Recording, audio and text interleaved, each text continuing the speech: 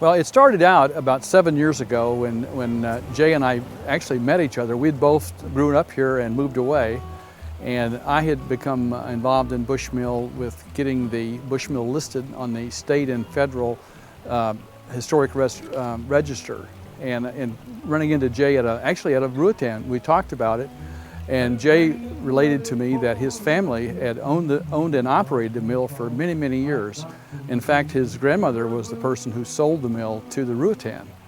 And so he has a long history of the mill. He took an interest in the historic preservation, and he and his wife Carol had created the Southwest Virginia Community Foundation and immediately started working toward raising funds for the renovation. We're currently about 60% through the initial phase, which is phase 1. We're currently rebuilding the piers and realigning the water wheel shafts that operate the corn mill. There's a handicap ramp being added to the upper side with a new porch. And the water wheel, which you can see behind me, the outer rim will completely be rebuilt. This leaves a lot yet to be done. The piers that hold up the shafts that operate a lot of the internal workings are in poor repair and need to be repaired, and we're currently raising funds to accomplish that.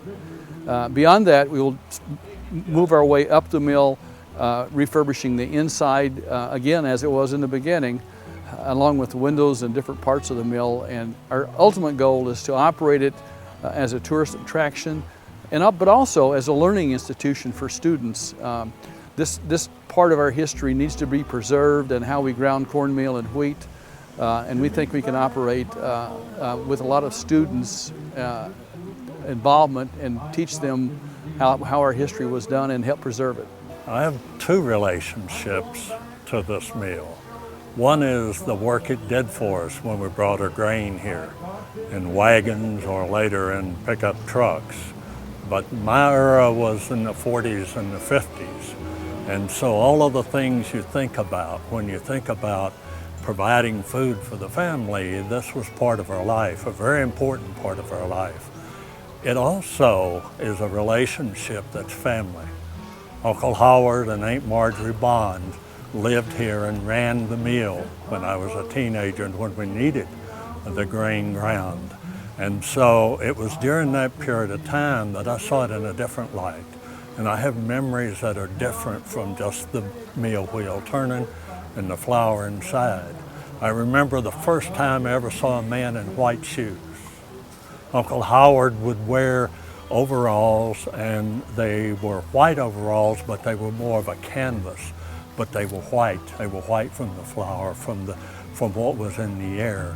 And his shoes were white. And it's funny what memories you have after 60 years as you do that. And we were a family. Uncle Howard was my mother's brother.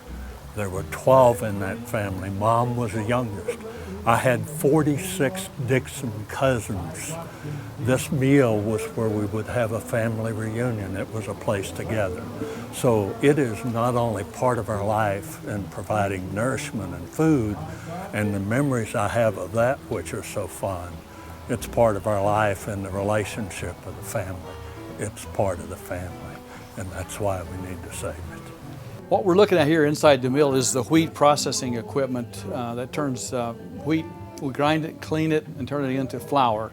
These are the machines that are an integral part of that process. This is an area that we hope to renovate in phase 3 of our renovation project. We'd like to get all of this equipment working properly, the belts running, the elevators running, so that the mill will be functioning as it was originally intended. This is my great-grandfather's built this mill. His name was Valentine Bush, and he was my great-grandfather, and then my dad helped build it also in the year 1886. And my dad's brother fell off of the old wooden wheel and died. He fell off and killed himself when they were building the mill. And my dad hauled all of this equipment, all the working parts from Gate City on a wagon. Horse-drawn wagon. Took him 3 months to haul it on a wagon.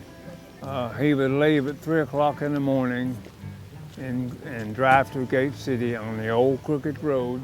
There was a wooden bridge up there and a wooden bridge right here back when I was a boy. And my dad sent me to the mill one time with a bag of corn, and the horse I was riding would not cross that bridge because of the wooden bridge. It threw it all off. And I had to walk over here and get Mr. Bond to go over there and pick it up and carry it over here and grind it and bring it back and put me on my horse, and I went on back home. I was only about 7 or 8 years old. And I never did come to the mill no more on that horse because it wouldn't cross the bridge. The Bushmill Foundation is always looking for volunteers and for funding to complete our renovation.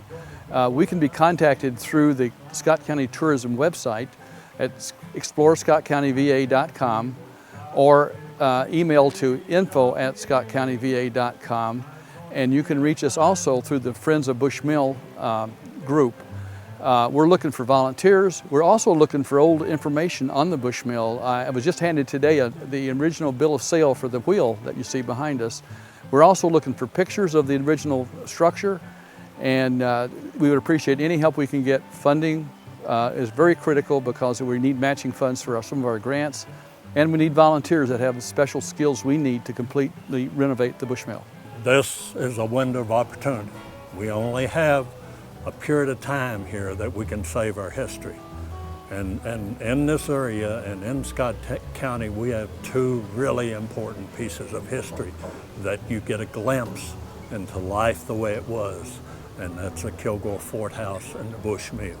This is so important to us that we need to protect it so that future generations can see not only how we lived, but the history of the people of this area and the history of this part of the country. It's a window that's going to close on us if we don't save it.